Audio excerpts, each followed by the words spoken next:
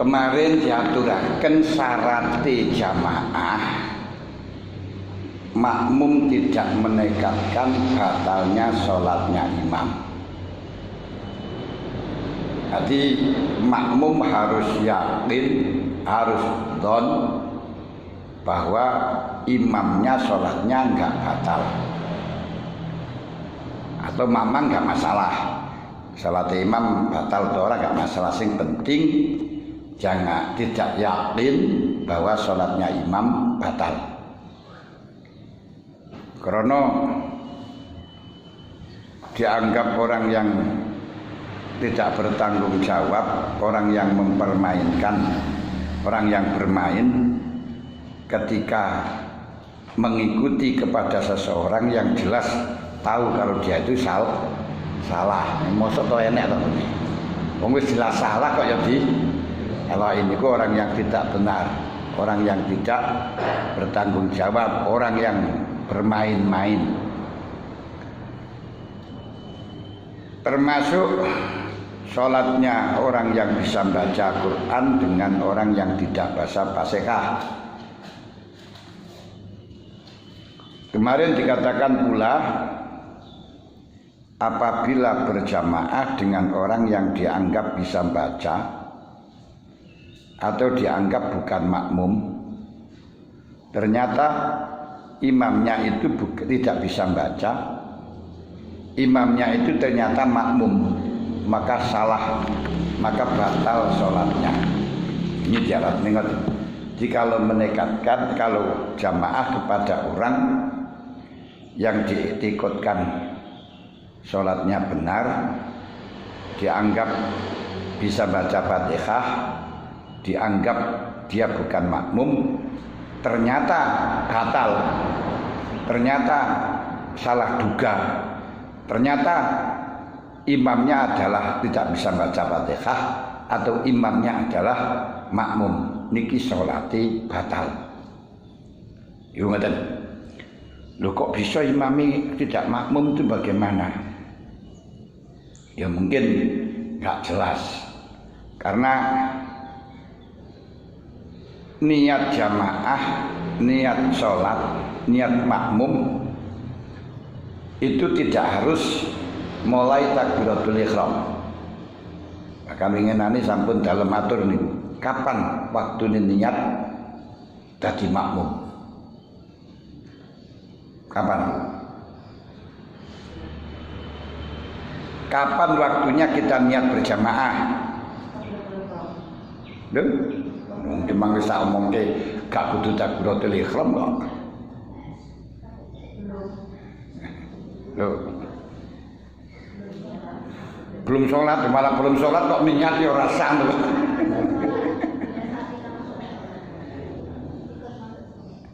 Jadi waktunya niat itu yang terpenting, kita belum mengikuti imam dan belum menunggu dengan jangka yang panjang. Nah ini udah. Yang berarti niat itu tidak harus dimulai dari takbiratul ihram, boleh niat di tengah-tengah sholat. Boleh niat jamaah di tengah-tengah sholat, sing penting belum mengikuti imam, belum menunggu imam dengan menunggu yang lama. Contoh sing gak boleh nih, panjenengan sholat di mburine imam, terus mengikuti gerak-geriknya imam. Imam rukuk ikut rukuk, imam iktidal ikut iktidal, imam sujud ikut sujud, tapi panjenengan gak niat, ini salah, gak sah. Kenapa? Walaupun terus setelahnya itu tak niat jamaah ini tetap gak sah. Kenapa? Niatnya setelah manut. Berarti niat jamaah sebelum manut. Makanya jangan pura-pura kalau ada orang sholat kemudian panjenengan pura-pura ikut. Waktu rukuk biar ikut rukuk, sujud ikut sujud, biar dianggap jamaah padahal gak niat jamaah. Sholatnya ndak sah. Karena apa? Menyambungkan sholat satu kepada yang lain tanpa ada alat sambung. Yo ora oleh nyambung kok gak disambung. Gak ada sambung. Berarti harus niat saya berjamaah. Walaupun panjenengan amaliyai padha karo wong NU tapi gak niat mengikuti NU, bukan jamaah NU, bukan jamaah NU, kudu niat mengikuti. Nomor loro, belum menunggu imam dengan nunggu yang lama. Contoh, ketika panjenengan sholat sudah waktunya rukuk, ndak rukuk-rukuk karena nunggu di ngarepe sholat ben rukuk sehingga kita rukuke bareng karo di ngarepe. Lha mestine was wayahe rukuk ora rukuk karena nunggu ngenteni imam rukuk. Bar ngenteni terus mari ngono setelahnya imam rukuk kita niat jamaah, ndak sah. Karena niatnya setelah menunggu imam. Dalam menunggu tidak ada ikatan.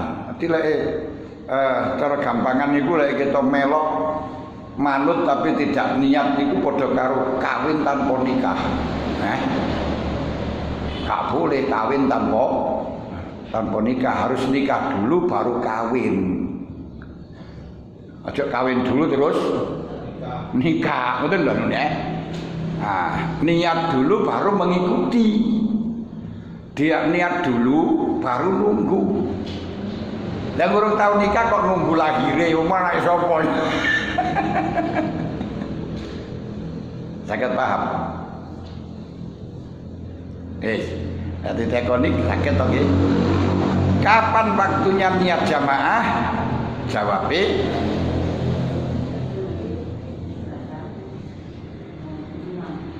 sebelum mengikuti imam dan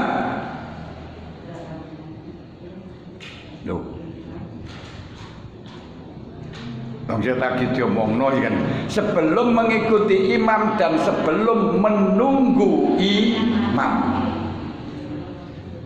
Berarti setelahnya menunggu baru niat jamaah atau setelahnya mengikuti baru niat jamaah nusah. Nusah niku rasa ngono lho. Sakit paham? Jadi kapan waktunya niat jamaah? Yaitu sebelum mengikuti imam dan sebelum menunggu.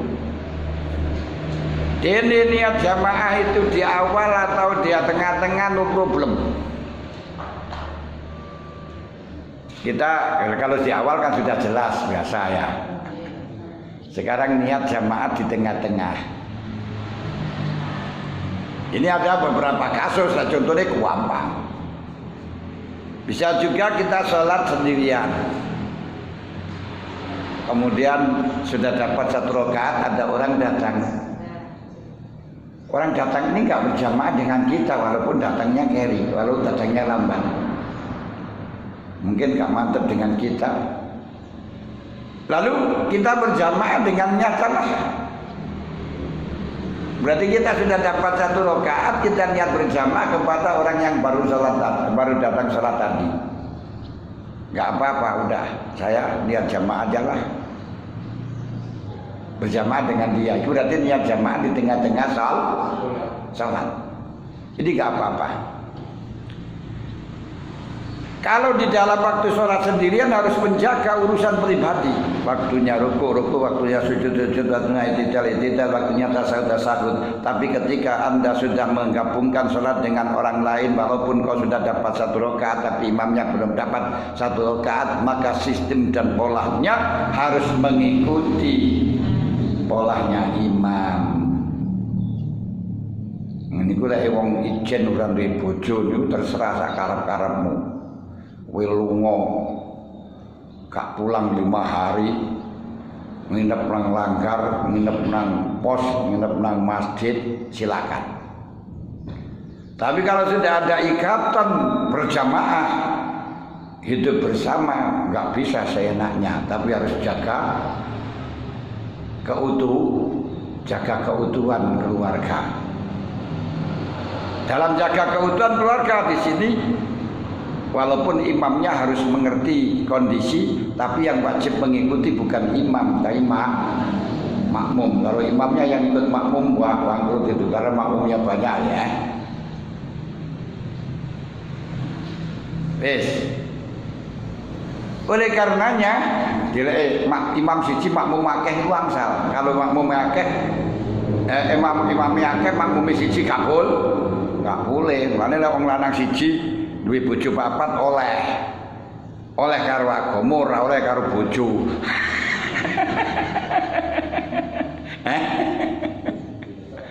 Lah nggih ora oleh karo bojo, ora oleh karo anak, ora oleh karo maratuwa, tapi oleh karo agama. Nah, tapi lek makmume siji mami akeh ora oleh. Ya wong wedok makmum golek bojo akeh ora oleh. Nah, ini guyonan jarene bojo sukses karena doanya, berarti suami sukses karena doanya atau dukungannya istri. Maka semakin doanya istri banyak, semakin dukungannya banyak, semakin sukses lah ya.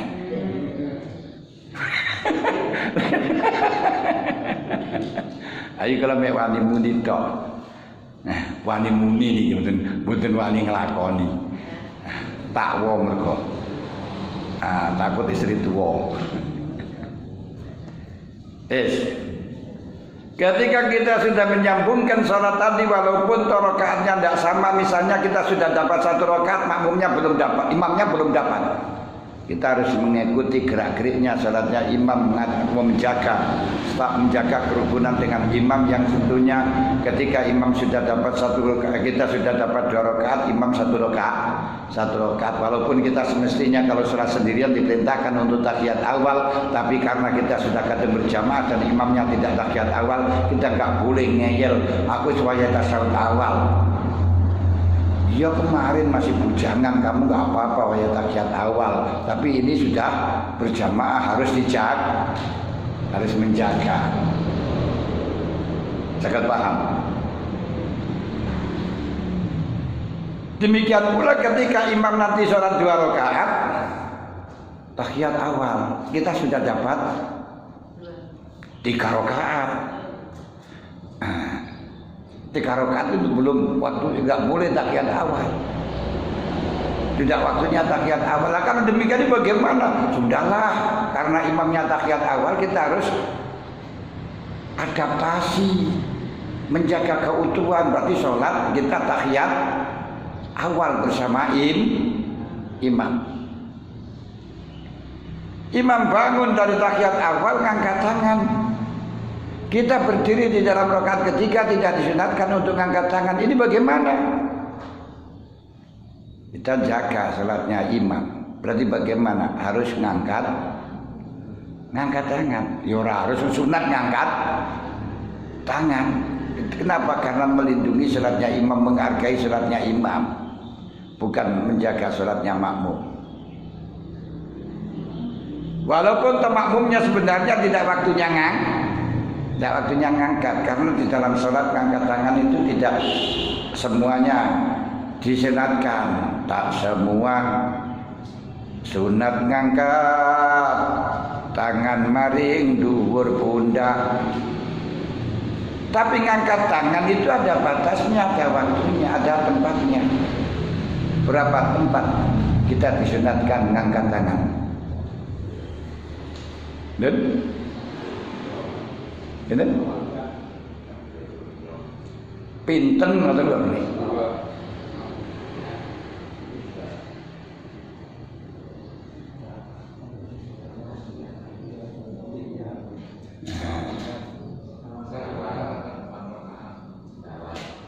Empat.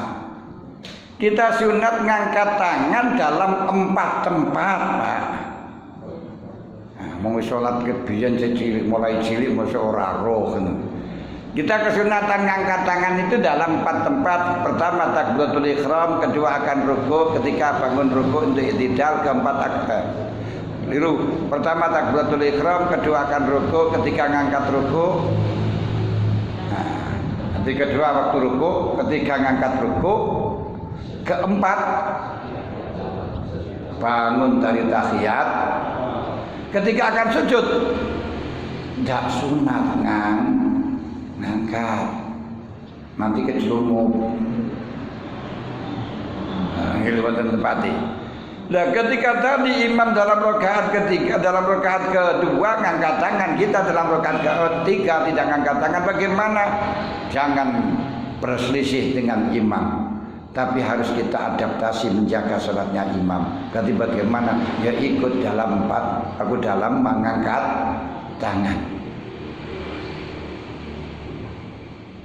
Yes. Tapi kalau nanti ternyata imam sudah dapat 3 rakaat, kita sudah 4 rakaat. Nah ini bagaimana? Apa kita mengikuti imam? Tidak boleh hari ini karena melanggar niat JRT. Kita aturannya 64. Nah lalu bagaimana? Ketika sudah kita 4 rakaat, imam berdiri dalam 3 rakaat, kita bisa memilih 1 dari 2. Bagaimana milih 1, 2? 1 kita milih mufaraqah ajalah. Nah, imam berdiri, kita setelahnya sujud. Goodbye imam, selamat tinggal. Kamu teruskan karena kamu belum pangkatnya, kamu belum selesai. Saya sudah selesai. Berarti mufaraqah, tapi jangan bicara mufaraqah, coba bengok-bengok. Jangan cari sensasi. Saya mufaraqah dari Nahdlatul Ulama, itu tidak sensasi. Mufaraqah lah nggak masalah, tapi orang rasa bengok batal malahan. Maka dalam hal ini juga gitu, tidak usah bengok-bengok. Mam, saya pisah dari kamu, saya mufaraqah, tidak usah. Udahlah mufaraqah aja. Ngatingsin mufaraqah, mau ikut pe mam, tapi rasa ngomong. Berarti langsung kita teruskan tahiyat akhir dan salam. Bisa juga kita tidak usah mufaraqah, tanpa saja. Bagaimana? Kita tunggu. Dalam menunggunya ini bisa di dalam sujud, bisa di dalam tahiyat akhir. Karena memang kita di dalam kondisi waktunya duduk, waktunya tahiyat akhir. Oleh karenanya ketika nanti imam salam, kita tunggu terus nanti salamnya bersama. Kita tunggu nanti ketika imam tahiyat terus ikut tahiyat dan nanti salam bersama. Itu yang lebih baik.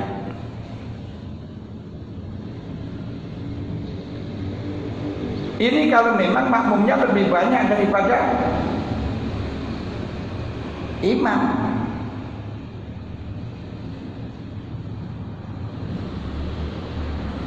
Kalau sekarang beda, kalau memang makmumnya lebih sedikit daripada imam. Makmum dapat 3 rakaat, imam 4 rakaat. Ini mestinya kita yang menambah, bukan imam. Nah kok malah imam berdiri rakaat kelima. Padahal kita masih ketiga. Apa boleh ikut? Tidak boleh.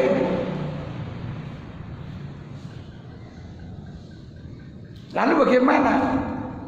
Tetap kita tidak boleh mengikuti imam walaupun karena imam sudah 4 rakaat kok berdiri lagi. Ini berarti imam batal atau tidak batal. Ada 2 kemungkinan salatnya imam. Mungkin berdirinya itu sengaja, berarti salatnya batal. Kalau batal jangan diikutin lah. Mungkin salatnya imam itu dengan sengaja. Kalau sengaja berarti tidak, ya batal. Mungkin dia itu sengaja berarti batal. Untuk tidak sengaja. Tidak sengaja gak batal tapi keliru. Lali diikuti. Jangan ikut orang lupa. Tapi orang yang lupa ikutlah orang yang ingat. Nah ya wong ahli zikir melok wong sing ora tau zikir repot mulai. Lah wong sing gak ahli zikir ikutlah ahli zikir. Makanya disebutkan wasalu ala zikri. Jangan malah ala zikri tanya kepada tidak ahli zikir. Kalau dalam kasus ini biar imam berdiri, makmum tidak boleh berdiri. Makmum sikapnya apa? Seperti tadi, boleh mufaraqah, jadi baik. Sudah khutbah imam, nambahin 1 rakaat. sudah gak terikat dengan imam karena sudah keluar, atau menunggu imam sampai sadar. Nanti imam salam bersama.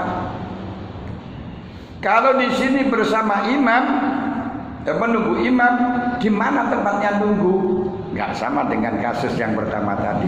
Di sini kalau tempatnya nunggu hanya ketika dalam tasyahud, dalam sujud, belum berdiri dari sujud. Nah, ketika belum berdiri dari sujud, sudah rakaat ketiga, terus imam sudah keempat kok berdiri, Allahu Akbar, salah mam, subhanallah, malah ngeyel subhanallah, ngeyel subhanallah. Maka kairing imam, silakan makmum bisa menunggu dalam sujud.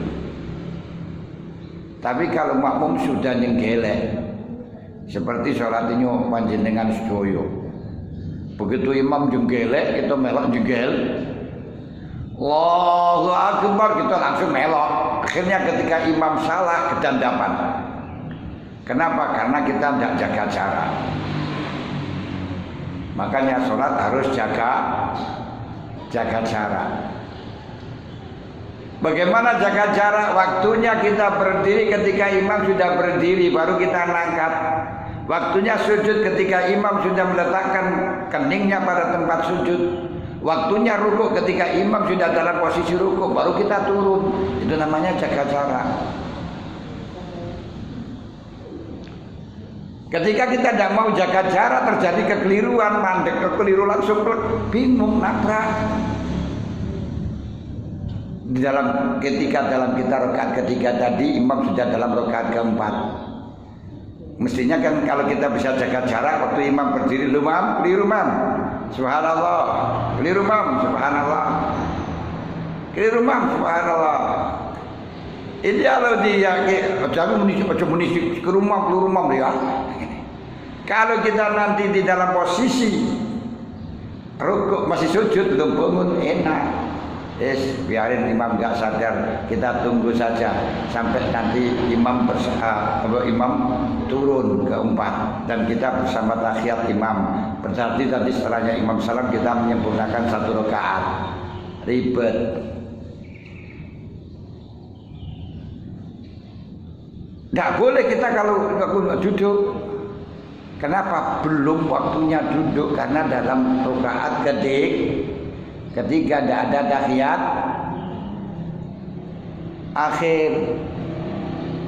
Kalau dalam posisi yang saya contohkan pertama tadi kan memang dia itu sudah 4 rakaat. Ini belum, ini masih 3. Makanya ketika nggak jaga jarak sudah langsung jenggelek. Ini pilihannya hanya satu doang, tidak satu dari 2. Apa pilihannya satu doang? Yaitu harus mufarokoh, ikut imam tidak boleh, karenanya imamnya salah. Dia nunggu dalam duduk tidak boleh, karena dia bukan waktunya duduk. Mau sujud lagi tidak boleh, karena dianggap nambahi rukun. Mari sujud maneh. Nah, mari sujud maning, berarti tidak mening. Berarti bagaimana? Satu-satunya jalan hanya goodbye imam. Paham? Nah, atau sholat ini udah dipelajari pancene angel. Lek belajar malah gampang.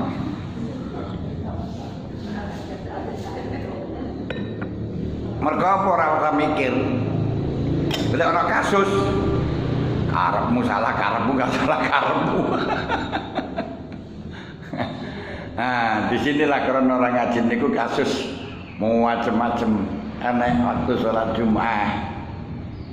Pas imamnya niku maca Fatihah.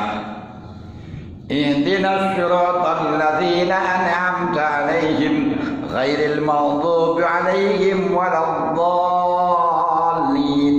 Nah, dalam sholat Jumat, rakaat pertama fatal, nggak sah, harus disentil keliru. Subhanallah, kalau lagi, kayak ini maju salah satu. Tapi kalau di dalam rakaat kedua, misalnya dalam rakaat kedua imamnya keliru, ihdinas siratal ladzina an'amta 'alaihim, imamnya salah, mufaraqah kabeh. Khutbah selamat tinggal imam, kuwi salat dhewe ae ora iso kowe. Nah, kene salat sendiri teruskan cukup sampai 1 rakaat, tidak masalah. Kenapa? Karena Jumat itu yang wajib hanya 1 rakaat doang. Man adraka raka'ah faqad adrakal jum'ah. Ini wah, terus mari ngoten enak, gak usah disebutaken. Mari ngono mari salat dielingno salam imam wau mocone Fatihah itu nasratul ladina an'amta 'alaihim. Wis ngono salat maneh. Nah, salat maneh salat Jumat ya fatal pisan. Yang antaranya khutbah karo Jumat harus mualah kok malah Jumat mari mungkin dipisah dengan sholat yang batal mang yo rasa. Lho teng mriki. Terjadi lagi sing niku ana sing terjadi rakaat kedua tidak baca surat, tidak baca Fatihah. Ini kasus terjadi banyak sekali, baik itu dalam sholat Id atau sholat Jumat. Ini biasanya makmumnya itu orang makmum yang kurang ikhlas, belum bisa menguasai diri, hanya ingin melakukan yang zahirnya baik menurut. Nah, dalam rakaat kedua ini ternyata banyak nih kan ini. Dalam rakaat kedua waktu sujud tengok Allahu Akbar, Bismillahirrahmanirrahim, hal adaka hadithul ghasyiyah, wujuh yaumaidin khasyi'ah. Berkobo mulai dari awal konsentrasi harus maca al-ataka, akhirnya begitu bangun yo langsung al-ataka, Fatihahnya matruk nasan mansiyah, ditinggal dan dilupakan. Makmum bingung, lagi piye to imam ora maca Fatihah. Subhanallah kailing, subhanallah kailing. Wa imame rukuk. Imame makmume melok rukuk, iki lek batal kabeh makmume iki. Lek ngerti. Nek gak ngerti ya muga-muga di sepuro. Ngoten. Lalu bagaimana cara yang semacam ini dalam penyelesaiannya? Kalau dalam rakaat kedua dalam ini sudahlah tidak masalah, tidak ada problem, pokok penting makmum ada 40, langsung saja makmum mufaraqah. Goodbye imam, mufaraqah teruskan sampai salam biar imam. Nah, kurban kan hanya satu, kurban sholat imam. Cuma imam nanti kan pikir kenapa makmum mufaraqah semuanya ini. Nah ini biasanya di dalam masjid-masjid yang di dalam formalnya hanya karena ingin mendapatkan bacaan yang baik, sing apik pocone Quran ngono ae gak ngerti lek niku ngalim to ora, sing niki mawon sing dadi imam apik wacanane Quran. Biasa terjadi semacam itu kalau ini. Dan memang ironis biasa tapi ya enggak, apa di luar biasa juga banyak yang bacaannya Quran pewenak niku ora pati ngalim sing ngalim bocone Fatihah surane gak penak. Biasanya gitu. Lha niki problem. Nah niki banyak. Nah sing kaya ngoten niku wae dos pundi? Kene niku ketika imam gak baca surah, gak baca Fatihah, langsung baca surat Allahu Akbar, Bismillahirrahmanirrahim, hal ataka hadithul ghasyiyah. Ipiye to mangara baca Fatihah. Kita wis farq wae lah. Yang farq aja lah surat dewi-dewi. Sah. Jumatane sah. Karena apa? Karena sudah memenuhi syarat melakukan 1 rakaat. Malah enek meneh sing salat Id takbire niku 1 kali.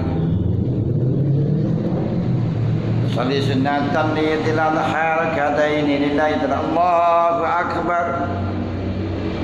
Bismillahirrahmanirrahim. Alhamdulillahi rabbil alamin. Arrahmanirrahim. Dan seterusnya. Ora takbir Allahu akbar subhanallah alhamdulillah. Allahu akbar. Setelahnya itu diingatkan, "Mam, kamu tadi takbirnya 1 kali." Loh, 1 kali. Oh iya, kali ini maneh. Ya aduh. Ana sing sujud sahwi lho, ndak karu-karuan gitu. Bahwa takbir 7 kali atau 5 kali niku sunat hai'ah, gak dilakonin gak apa-apa. Dan ketika ditinggalkan tidak ada kesunatan sujud sahwi. Apalagi sholat idnya diulangi. Itu dulu. Ora enek masalah ngoten niku. Ora usah dibaleni. Salat-salat ai padha karo sampean pindah rukuk ke i'tidal gak muni sami Allah liman hamidah. Ora muni ngono kan problem kan. Niki lah problem-problem di dalam salat kula lan panjenengan yang memang sulit. Dan kebenaran di dalam sholat menunjukkan kebenaran di selain sholat. Kekhusyuan di dalam sholat berarti menunjukkan kekhusyuan di selain sholat.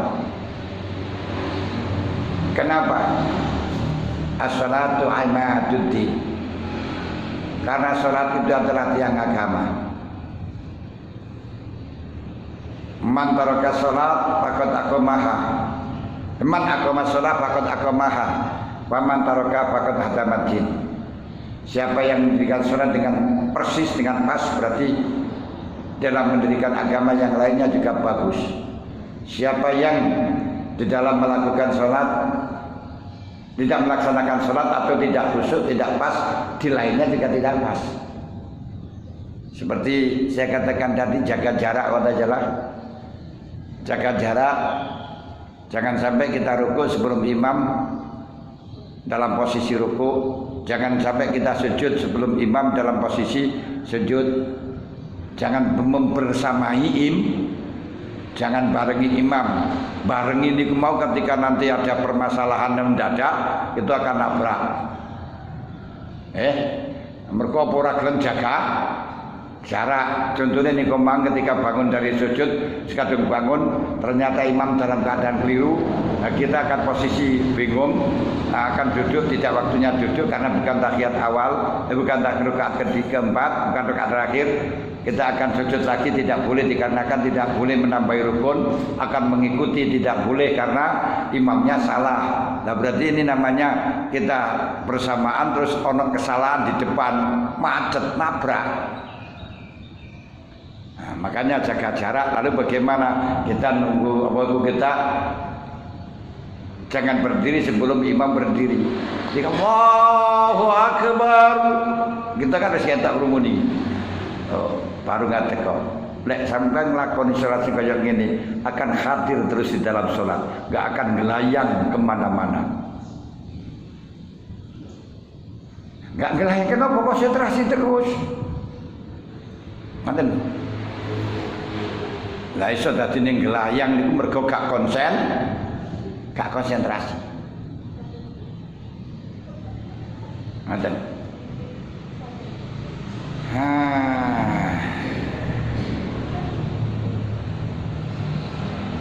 Lalu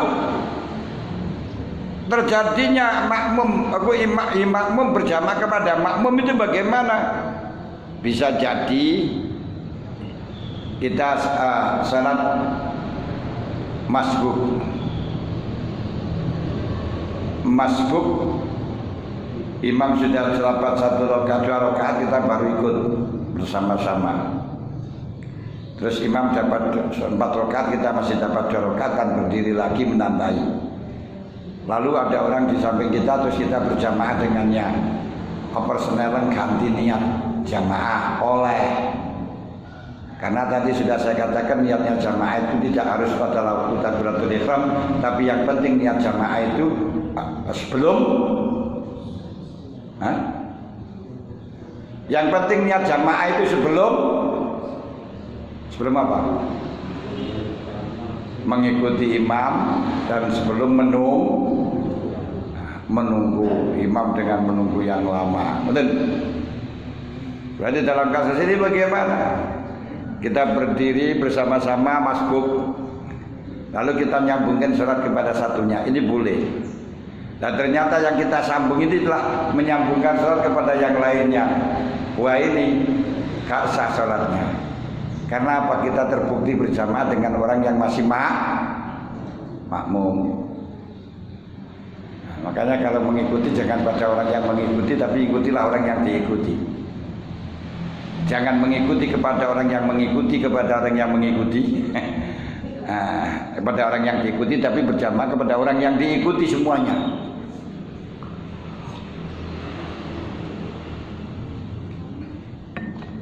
Oh, paham? Paham betul? Lho kok mboten connect? Angel. Angele di pundi to niki? Komentar kaidahe gerloro niku tok. Terus kaidahe niku niate jamaah nang kono, terus aja jamaah kepada makmum, mereka itu lalu ini.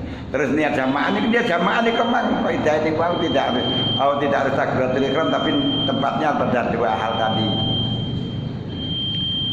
Ini kan sholat gampang toh. Nah kemudian di dalam sholat jamaah itu tidak boleh. Ini pelajaran muslimat, tidak boleh berbeda dengan imam dengan perbedaan yang menyolok. Makanya harus menjaga urutannya imam selama imam tidak melanggar ADART. Kalau melanggar ADART kita tidak boleh. Nah, tapi bisa kita mufaroqah, bisa kita menunggu, tapi tidak mengikut. Nah, di dalam masalah menunggu ini harus waktunya di tempatnya kita menunggu. Jangan menunggu di tempat yang tidak tempatnya menunggu, kita akan dimakan nyamuk. Nah, ini kemang kita dalam rakaat ketiga terus waktunya menunggu mestinya dalam waktu sujud. Nah, kok longgo keliru duduk tempatnya diusir oleh yang punya.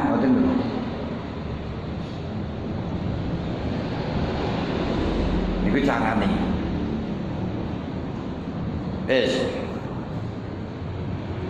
Lalu tadi dikatakan ini kronologi ini tidak boleh berjamaah kepada orang yang kita menekatkan sholatnya dia batal. Kalau kita menekatkan sholatnya dia tidak batal, tiba-tiba batal. Kok tiba-tiba kemudian nyata-nyata batal, kenyataannya batal. Siapa tidak? Dalam kasus tadi apabila kita niat berjamaah kepada orang yang kita anggap baca Qur'annya meneh, ternyata setelahnya sholat kita tahu dia tidak baca Fatihah, tidak bisa baca Fatihah, tidak sah. Demikian pula kita berjamaah dengan orang yang kita anggap itu sebagai imam, ternyata makmum, tidak sah. Lalu apakah keseluruhan tersebut ketika batal kita akan keliru karena berdasarkan na'ibrota fudhon al-bayyin khata'uhu. Kita mempunyai dugaan suatu hal tapi ternyata salah juga, ini tidak dianggap dugaannya. Apakah masih tetap kita toleransi sah dikarenakan ketika harus dibedakan antara orang gegabah dengan tidak gegabah? Antara orang gegabah dengan tidak gegabah ini ada satu masalah yang masih ihtimal, masih memper diarahkan kepada dalil sana, bisa diarahkan ke dalil sana. Kayak ngeten ini bagaimana?